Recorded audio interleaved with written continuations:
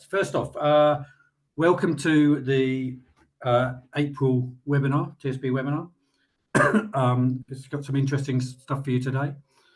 Next slide, please. Right, speakers today, myself, I'm doing the negligible value claim at the end. We have Rob, David and Michael. Rob's from our employment tax team. David and Michael are from our share scheme and incentives teams, and they're doing an employer update, year-end update type thing. And then Rob and Jeff are doing the hot topics this week on direct tax and indirect tax. So next slide. Right, topics today. As I said, we're doing the usual hot topics to start off with, and then Rob, David, and Michael are doing an employer and employee year-end issue, and then I'm going to move on and do an negligible value claim. And we've got a Q&A at the end of each of those three sections. What I will say is, if you have got any questions, please add them to the Q&A box. Go to the Q&A tab and type them in. I will then read them out to the speakers at the end of their session. Right, so if we, without undue delay, let's move on. So next slide, please, and over to Jeff, I think, first. Hello, I'm Jeff Webber. I'm one of the tax line consultants. On the news items in this webinar, I'm focusing on my own particular area, which is SDLT, as it's such a hot topic. So next slide, please. Many of us expected the Chancellor to tighten up on two reliefs. Well, one relief, which is multiple dwellings relief, and also the opportunity to claim mixed use and ensure that mixed use properties were taxed as commercial at much lower SDLT rates. In the event, the Chancellor went for the nuclear option on multiple dwellings relief and simply abolished it for purchases completed on or after the 1st of June. So not much time there, although there will be grandfathering where contracts were exchanged on or before budget day, 6th of March. In practice, this will particularly affect purchases of 2 to 5 dwellings, because if at least 6 are bought, the purchaser can opt for the non-residential SDLT rates in any event. It will particularly affect claims for granny flats in large houses. But to our surprise, because we expected changes to mixed use, the Chancellor was silent on that. So mixed use SDLT charged at commercial rates will continue. Next slide, please. You can see what the incentive was to go for mixed use. On residential property, if it's an additional property and the purchaser is non-resident, the SDLT rate can be up to 17%, whereas at mixed use, the normal rates are up to 5%, and they only reach that for very, very high value purchases. At the moment, HMRC is currently challenging claims for what they see as speculative mixed use claims. In particular, the things to watch out for are when somebody files an SDLT return on the basis that the purchase is purely residential, but subsequently files an amended SDLT return claiming that it's mixed use.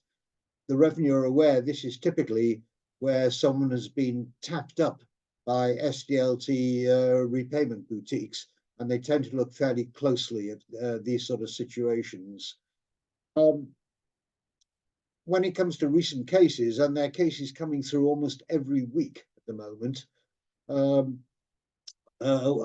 one surprising one was where a country house was purchased with a paddock, but the paddock was actually let on a grazing lease, and the argument was that it wasn't available for use as grounds. Next slide, please. Yeah, the case is Harjono and Santoso, the HMRC. It's worth a look at this case. Despite the fact that the paddock was let for grazing, the first tier tribunal decided that on the facts, it remained part of the grounds and therefore all residential, despite that grazing lease. Admittedly, the lease was granted on commercial terms to an unconnected tenant later on the day of completion, but they didn't think that was an issue. They just felt that the paddock was still available as grounds, which surprised many of us. Although it's not a legal precedent as it's first tier tribunal, obviously it will be of persuasive value to other tribunals. Another case I wanted to mention is the Daniel Ridgway case, where the first tier tribunal ruled in favour of the taxpayer, where he bought a house with an artist studio attached, and the first tier tribunal decided that on the facts, this was a commercial property, and therefore this was mixed use. HMRC appealed to the upper tribunal, and they decided that although it was in commercial use, as it had all the facilities necessary for a self-contained dwelling, that it remained suitable for use, and therefore the whole purchase was of residential property.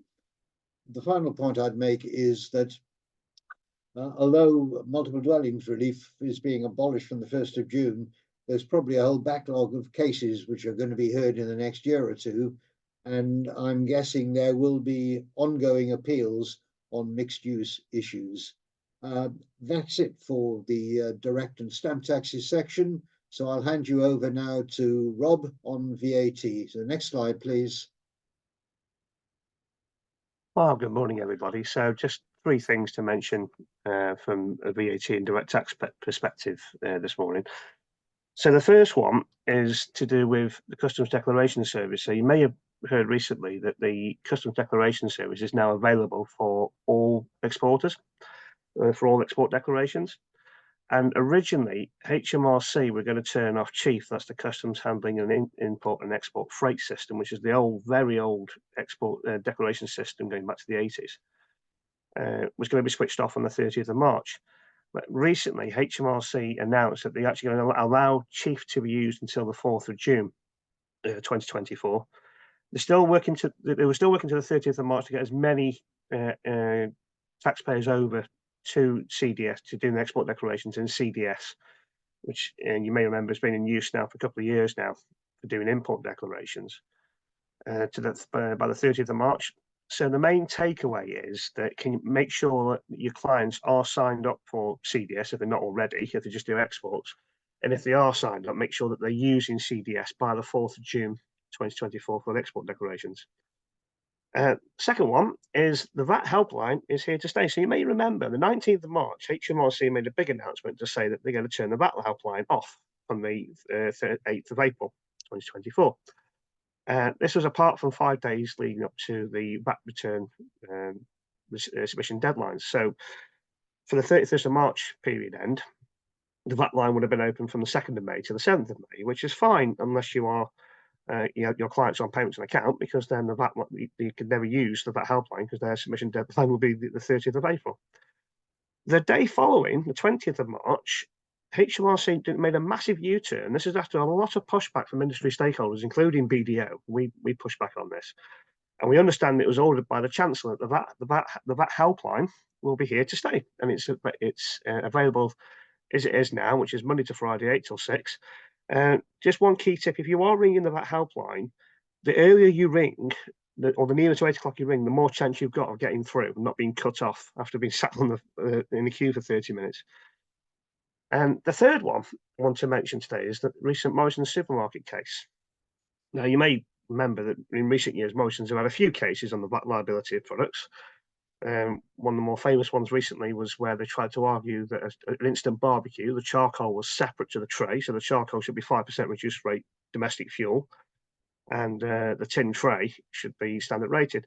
Well, this is all to do with organics and naked bars and the VAT liability of those, and it serves as a useful reminder of the complexity of VAT on food. It's up there with parcel exemption and the capital goods scheme.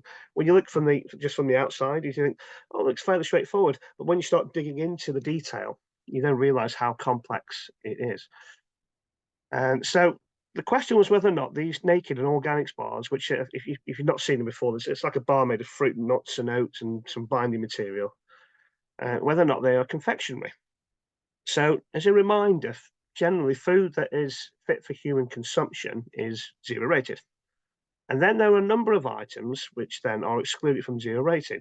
And this includes confectionery, but excludes cakes, which is key to this case.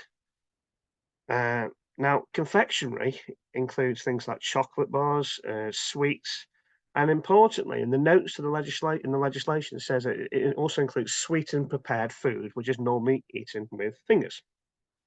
Now, this case has already been to the first tier tribunal, then appealed to the upper tribunal, and it's been remitted back to the first tier tribunal because the original first tier tribunal had not considered the healthiness of the product and whether or not it's marketed as healthy or as a health snack.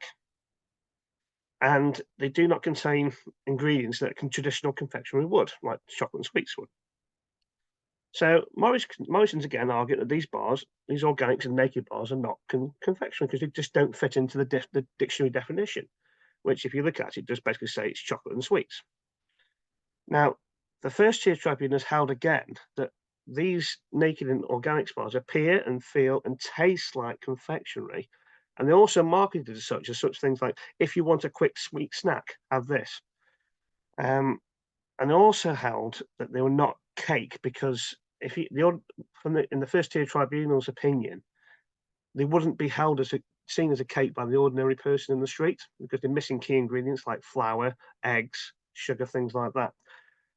Now, although it maybe it's quite limited just to actual application, just to those organics and naked bars, it does, as I said earlier, it does serve as a useful reminder. If you have got clients that are producing similar food products, it's not necessarily straightforward to say, oh yes, it's 0 rated or it's standard rated. It is very complex. There was a lot of case law in this area, and obviously we'll be very happy to assist with the VAT liability issues on food.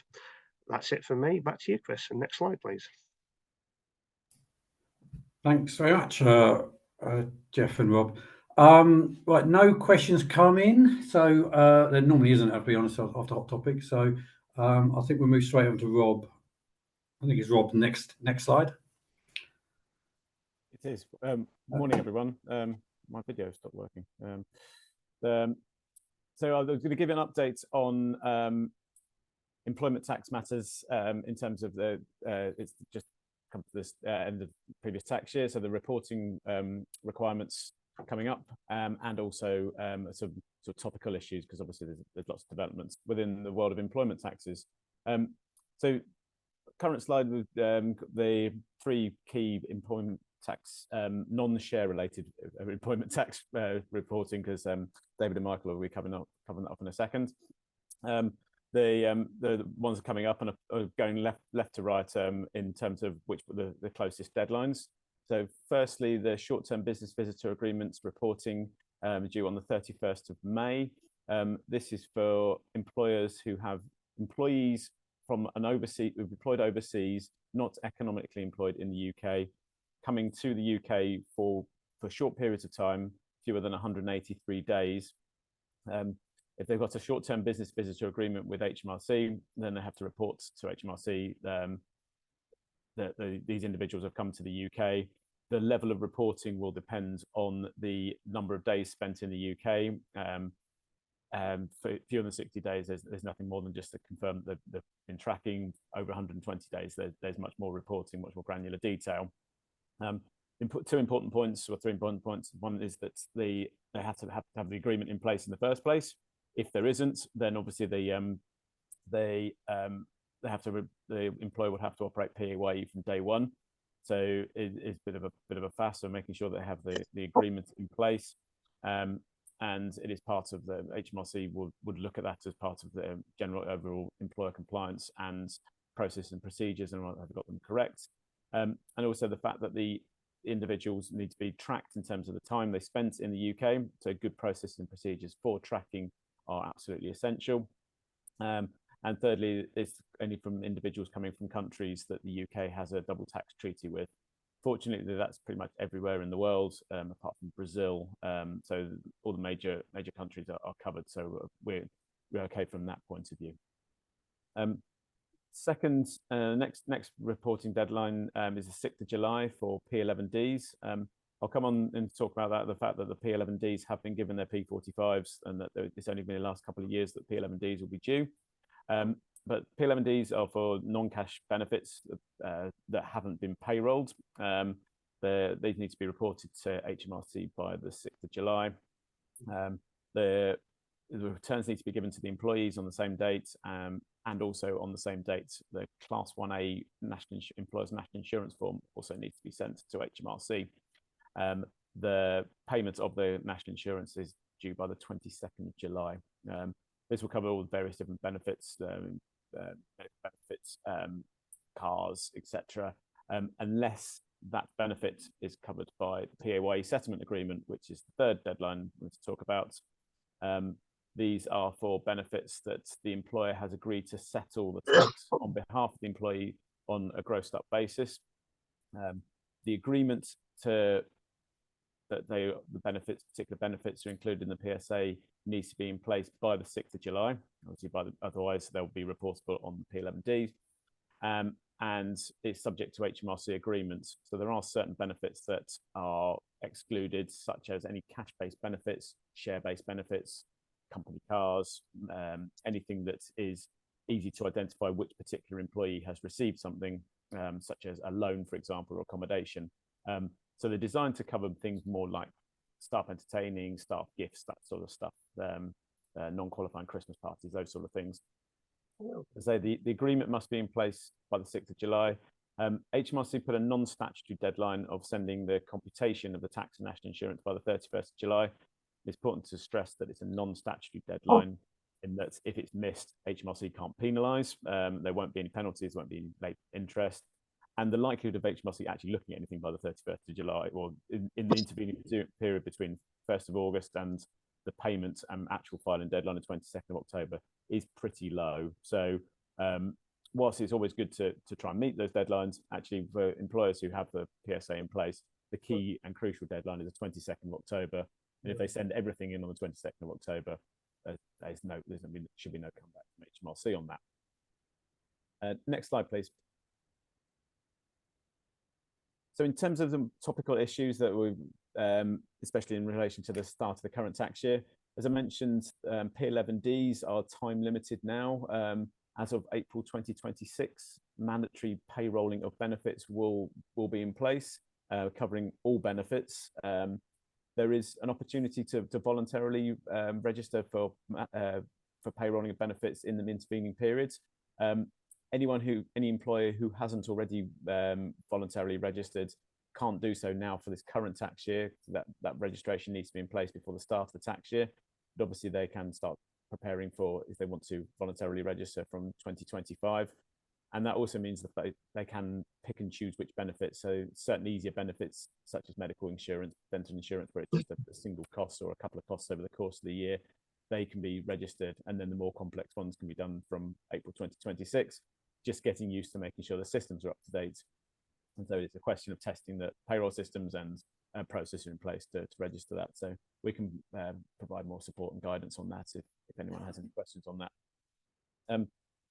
Following on from Rob's theme on HMRC U-turns, there was a U-turn on the tax treatment of double cab pickups earlier this year. So the revenue announced that they were going to, anyone who company vans, they treated company vans as double cab pickups, actually are now were going to be treated as company cars.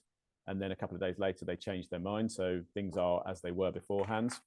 So they continue to follow the VAT treatment on that. In terms of the changes that took place on the 1st of for the start of this tax year, national minimum wage increases took effect from the 1st of April. Important point to bear in mind is national minimum wage is complex. It's not just a question of applying a particular rate at the particular hours. There are questions around sort of deductions for things like uniforms, travel expenses, plus also what counts as working time and travel time and all that sort of stuff.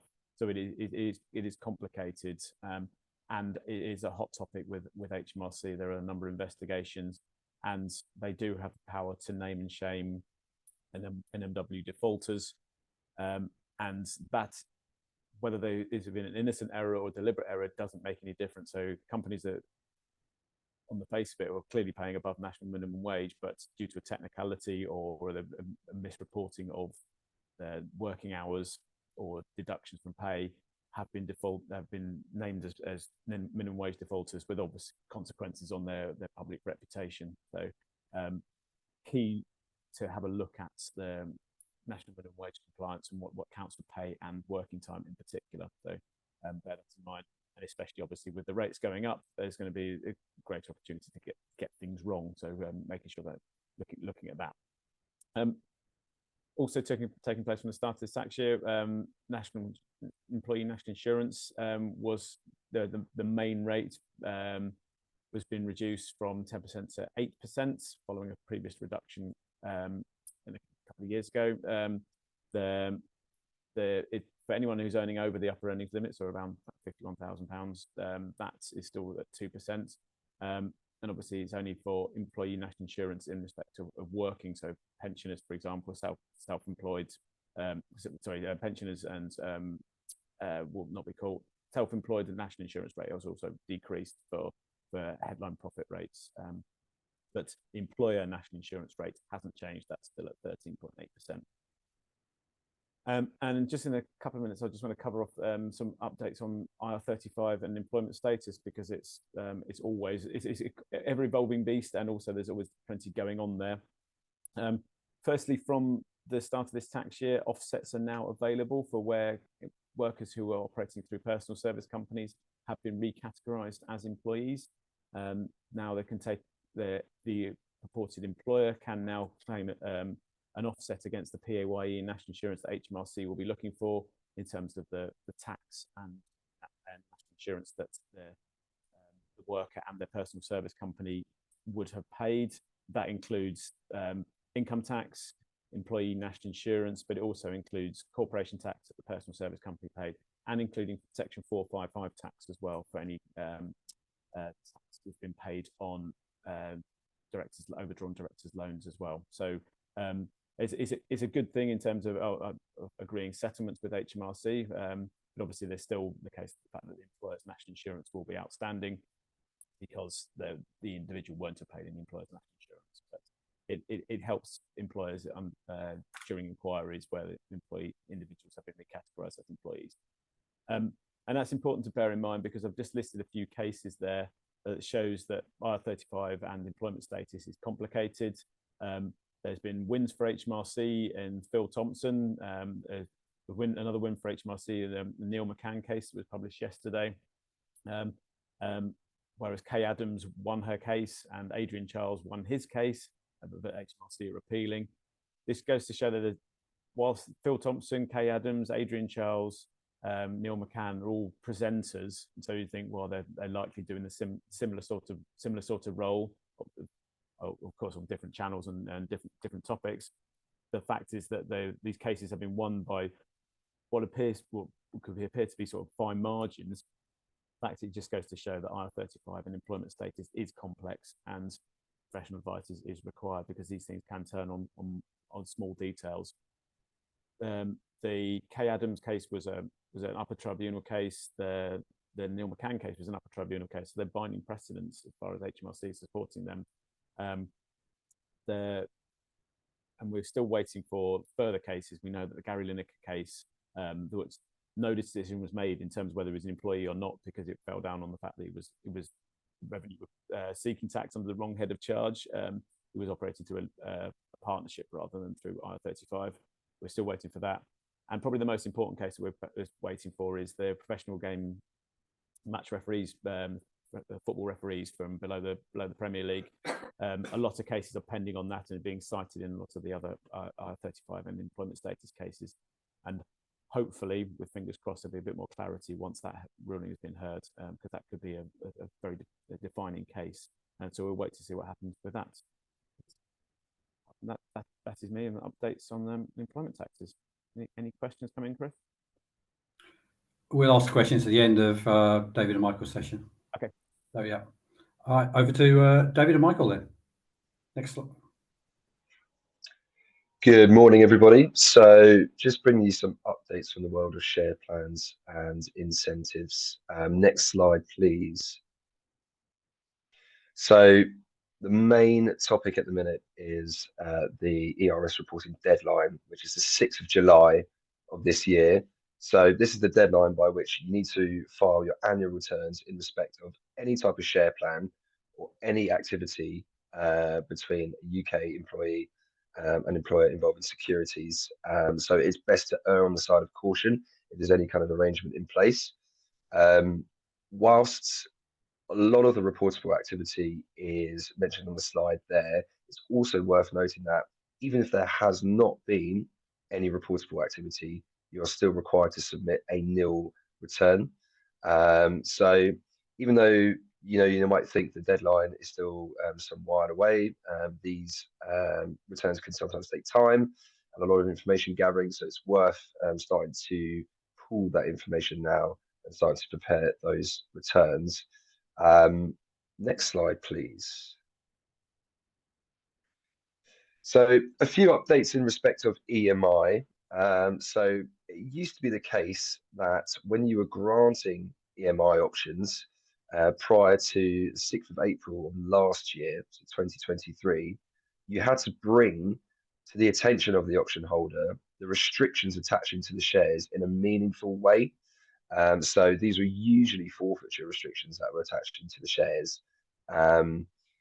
Now, in a meaningful way, this was much debated and was clarified by HMRC to be actually describing and writing out the restrictions in the EMI option agreement, which we know a lot of companies had trouble with or got wrong. But you'll be pleased to know that from the 6th of April last year, you no longer have to do that, which is good news to many. Just on the point of EMI notifications, companies that were granting EMI options, they used to have to notify the grant of those options to HMRC within 92 days. And this was a key sticking point in a lot of due diligences that we found, in the sense that although it seems like a long period of time, a lot of companies struggled to register their EMI plan with HMRC and the ERS online portal, and then obviously meet the deadline for notification. The rules have now changed so that from the 6th of April of this year, the deadline for notifying HMRC the grant of EMI options has been extended to the date for filing the annual return. So you can still notify HMRC within the 92-day period if you want. But if you don't, then as long as you notify them by the 6th of July, following the end of the tax year, then that will be fine as well. And you will notice that that deadline coincides with the annual returns deadline as well. So just for example, for the UK tax year running from 6th of April 2024 to 5th of April 2025, any options granted in between that period, the deadline to notify HMRC of that grant will now be the 6th of July 2025. So I think HMRC made this change for consolidating the administrative burden, but it's just worth noting it as well. The ERS reporting forms that we use, they made changes in the last tax year so that actually we are required to give more data. And this means that HMRC can more easily run that data across checks of payroll and personal tax returns. And as a result, there may be more ease or more incentive to launch an inquiry into corporation tax deductions and compliance checks for PAYE. So it's important to note that HMRC are on this as well. There's also been a quite significant case in the world of share plans, and that's the Vermilion case. Now, for the ease of time, I'm just going to summarize what the findings were, but the case focuses on whether share options granted to directors should be treated as employment-related securities in tune with the legislation.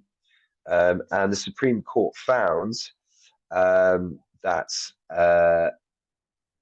well, they made the key statement that if an employer provides an employee with a security, it should be treated as having been made available by reason of employment, such that that security will be an employment-related security. So it really expands and defines that scope for what an employment-related security is. The facts of the case actually led to the Supreme Court to note that there are significant carve-outs, particularly in relation to family and domestic affairs. But it's worth noting this in situations where you are granting shares or other employment-related securities to employees, and they may also be family members as well. David, did you want to come in with anything? No, that's great, Michael. Just a point to note. Cool. Perfect. Okay. Next slide, please. So there's also the case of NCL Investments Limited, and that was around deductions for net set options. My colleague David's going to speak a little bit more about that now. Thank you, Michael. I've just come on camera. So we wanted to briefly touch on NCL because it's a very important case. And background is corporation tax deductions for share plans are a complex area and one where we need to be aware of for the setup and the exercise. So there are certain deductions for the setup of approved plans. So they are the inland revenue approved plans, share options, CSOPs, SIPs, SAYE, and employee ownership trusts. There's no deduction for an EMI setup, which is quite unusual, given the revenue love EMI and they really sponsor it, but they are not deductible. Running costs are probably deductible as a revenue cost. And the big point is part 12, when options are exercised or shares are acquired, there's a corporation tax deduction for the value that the employee receives, which is the spread on exercise or the value of shares where shares are acquired, and there's an immediate tax charge. And that covers EMI options, CSOPs, SAYEs, all of the share plans. You won't get it, but the downside for that is you won't get a deduction if the company does not qualify, which is principally if the company is a subsidiary of a unlisted company. So often applies to companies that are VC or PE owned. And also the deduction does not apply if the individual is acquiring a security as opposed to a share. So certain units or certain overseas equity may not be recognized as a security, as a share, sorry. So if Part 12 does not apply, there's no deduction. But the NCL case basically supported the view that the share-based payment charge can be deductible. The revenue didn't like that, which is why NCL went through 4 rounds of cases, and the final decision was in favour of the taxpayer. So, in summary, when you've got a case where an employee has acquired a share in a company controlled by a private company, or has acquired something like a security, which is not an ordinary share, the company may be able to claim a deduction for the share-based payment charge. That is a complex area, and the revenue are looking at these deductions very carefully. So all hope is not lost in those scenarios. Clients should be advised of the scope to claim deduction, and I think they should expect resistance. But it's important for the preparer and the person advised on corporation tax to make sure they've considered that deduction. So that's next slide, please.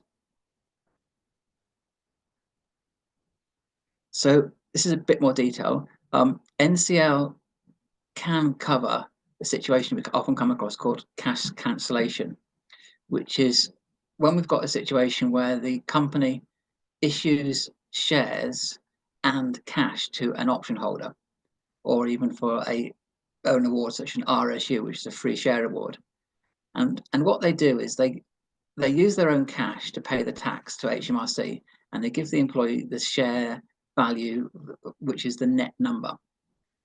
So they net settle. They use part of the award is satisfied in cash and part in shares. And with a net settlement, there's no deduction for the cash because there's no accounting charge. Therefore, you only get a Part 12 deduction for the shares that are actually issued to the employee.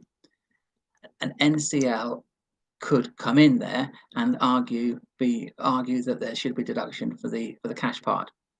And as Michael mentioned, on ERS, the HMRC returns, they changed the format for those returns. One of the changes last year was to identify cases where people are net settling, and that's because they are wanting to check the corporation tax deductions are correct. So NCL does have a double point. One is to make sure when you're net settling, to make sure you're aware of the corporation tax, and also on the return. So that's that on corporation tax deduction. So next slide, please. So that's the end of our section on employment reporting. Does anybody have any questions? Thanks, guys. There is a question come in, but it's on VAT, so I'll save that to the last section. So while we're waiting to see if there's any other questions, I realised I was very remiss when I introduced you guys. Michael is actually our tax line specialist when it comes to all share schemes. So all of the queries we get on share scheme or ERS, we send to Michael to answer. So if for those who use the tax line, there's a face to the name. So David's one of the people that supports him when or reviews his work when it's necessary. So yeah, I don't think any other questions have come in. So thank you very much, guys. If any do, then if you could, then we'll cover them at the end in the last session, in the last Q&A. So thank you very much. Thank you. Hang on a second. Why is my video not letting me? Yes, video's on. Right. Last section is mine. So I will go straight in. Negligible value claims. We decided to cover this because of basically the sheer number of questions we had, both from the tax line and also internally from our private clients over this tax return, tax return prep circuit. So in the last few months. So we decided it's such a it seems to be a hot topic, or it seemed to be a hot topic, more probably circumstantial because of the way the economy is. So we thought we'd do a session here, and then I'm going to repeat it for an internal session, the same slides in a couple of weeks. So right, next slide, please. Right, I'm going to start off by just doing the basics of negligible value claim and also share loss relief. And then I'm going to go through a series of examples to show how they work in practice. So hopefully, right. So what is a negligible value claim? Effectively, a negligible value claim allows you to recognise a capital loss without actually selling the asset. Strictly, there's deemed to be a disposal and reacquisition for nil consideration. So you realise your cost creates whatever your cost was creates a capital loss, and then your carried forward capital your base cost is nil. There's a few conditions. Now, what you do is if you're making a negative value claim, you are making the claim today. So it has effect from today as if the disposal was today. But you can carry back that claim up to 2 years, providing the date you carry it back to the asset was of negligible value. So if it was only negative value, 18, if it only became negative value 18 months ago, you can only carry it back 18 months. Now the key point is can you carry it back into the into the last tax year or the tax year before that? That tends to be the biggest concern. Right. The next point is that if you're making the claim today, the asset has to exist today. So if, for example, we're looking at shares and the company's been liquidated and dissolved already, the shares no longer exist, you cannot make a claim. Of course, the dissolution itself will be a disposal of the asset, and you'd realise the loss then. But so the negligible value claim allows you to basically bring that loss forward. So what does negligible value mean? It basically means the courts have decided it basically means worthless or next to worthless. So if you've got shares that you subscribe for £1 and your liquidator says you're going to get a penny in the pound, well, strictly speaking, not worthless. They're still worth a penny. So you may not get negligible value claim in those sorts of situations. The negligible value claim is literally you're expected to get nothing. Now, historically, there's a note there. Historically, the revenue did have some guidance out there. When I started in this practice, this was the case. There was some guidance out there suggested that, provided that there was that was the particular court case that decided that used the word worthless or next to worthless, basically turned on the revenue and said, why the hell have you got that in your guidance? Because it's wrong. So that's the basics of negligible value claims. Share loss relief. This often, when you're making a negligible value claim in respect of shares, the share loss relief often comes into the same consideration. Effectively, share loss relief allows you to take an income tax relief for the capital loss in certain circumstances. Now, essentially, you can claim the share loss relief where either the EIS shares, in which case they automatically qualify because they already meet all of the criteria, or their shares in a qualifying trading company that you subscribed for with money or money's worth. Now, I've highlighted that money or money's worth because there's a bit of a misconception out there that a lot of people think it has to be for cash. EIS has to be for cash, but for this purpose, it doesn't. It's money or money's worth. So I've pointed that out. There's also some conditions about the company. And it's important note there, because we're talking about liquidations, that just going to liquidation or administration does not mean the company treated as ceasing to trade and therefore no longer a trading company. It still qualifies. Now, in contrast to the claims of negative value claim, the share loss relief claim, you look at the date that there will have been a disposal. So you've got a capital loss arising, and then you have to make the claim within the 12 months after the 31st of January following the end of the year of the loss. In other words, at the point in time when the audit window for the tax return is closed for that year. So that share loss relief, I'm going to run through some examples now. So, oh, hang on.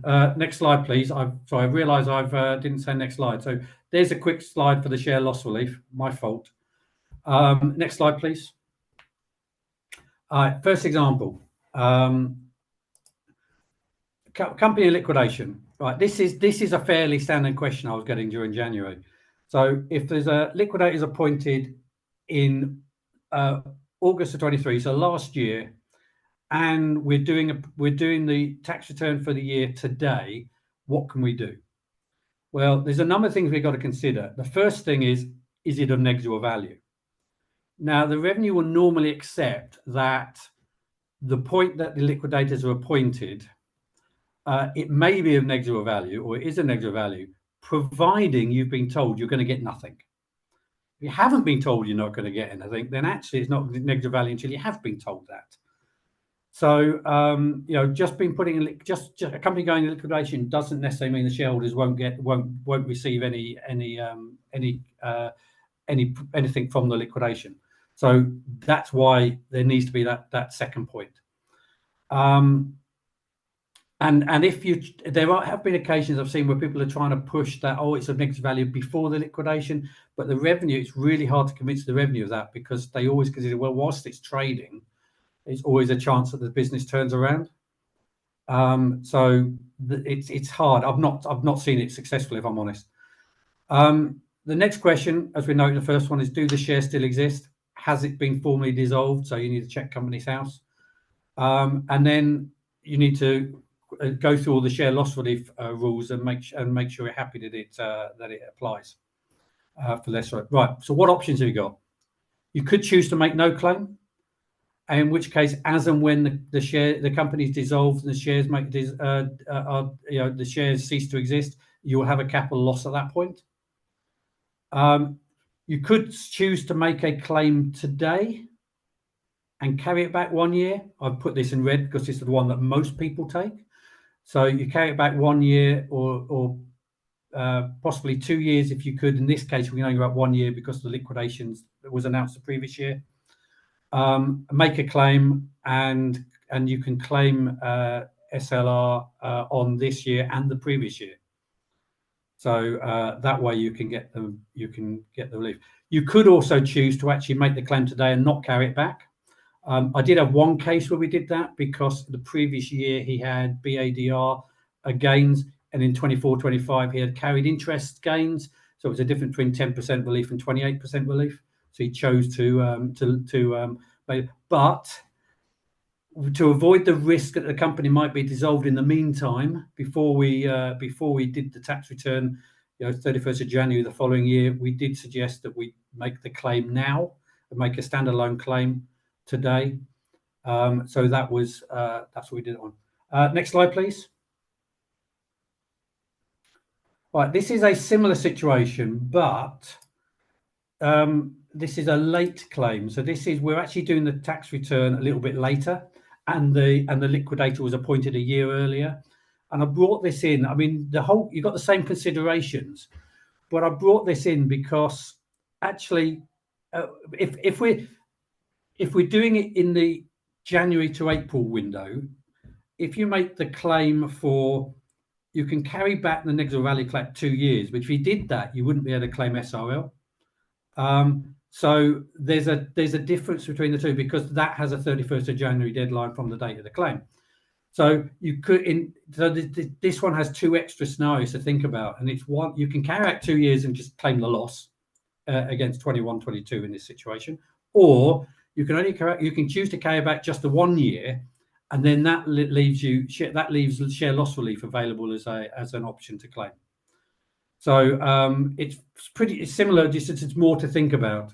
So sometimes the timing of the where you are in the year when you're actually making the claim and preparing the return is quite key. Next slide, please. Right, the next slide. This is one where I had one where the company hadn't gone into liquidation; it had gone into administration. Now, the same principle applies in that, as long as you've been told that you'll get nothing from the administrators, then you should be able to claim it. But it's harder to demonstrate, or it's if you think about it, companies going to administration quite often, more often than they do for liquidation, the shareholders will get value back. Sometimes they get after something's been sold and the creditors have been paid, they might get the shares given back to them with something still left in the business. So there is more chance that they're not at negative value. So in our case, we went through with the client, we went through all the company's house filings that the administrator made, and it was quite clear that there wasn't the potential wasn't there was no chance that the shareholders will get a return. So that's why I mentioned that one. Right, my next slide, please. My final case is not a shares case. My final case is looking at demolition of the PPR. I'm not sure if you're aware of this, but your PPR relief attaches to the dwelling on the land, but your capital gain is actually in respect of the land, and of which the building is part of that land. So if you demolish the building, having lived in the PPR, it lived in the property for a period of time, your PPR accruing to the date of demolition simply means that is lost. The demolition means it's not lost. And there was a tax case on this a few years ago. The judge in that particular case actually identified the fact that if it wasn't for the fact it was too late to make the claim, the taxpayer could have made a negative value claim, because the legislation for negative value claim allows you to separate it's rare because building it for property law and tax purposes is normally part of the land, but it allows you, there's a special bit in the legislation that allows you to treat the building separately to the land. So you can make a negligible value claim in respect of the buildings separate from the land. So the fact you still own the land and the land still has value doesn't stop you making a claim in respect of the building. So what you can do if you are redeveloping land which has formerly been your home is to make the claim within the time frame, and that will basically restart your PPR clock. And because you're in respect to the building, your ownership period will also restart. So if you move into the building again afterwards, you might then have 100% PPR relief later on, rather than in this instance losing 30 years worth. So yeah, that is that's my session. So next slide, please. I had one question come in. What is the name of the tax case for? I have to be honest, I can't remember off the top of my head. What I will do, I will, when we send out the video and the slides, I will make a note in the covering email saying what the name of that case is.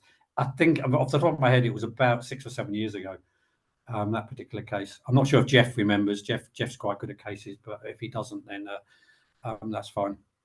Sorry, I don't remember. That's all right. But we have one other question. Rob Edwards, Yes. one question on that. Where a meal served in a restaurant includes cold food, such as salad, as part of the other hot food items, is the cold food item proportions 0 rated? No, I assume you know because what that means. yeah, no, because all food served in the course of catering is standard rated.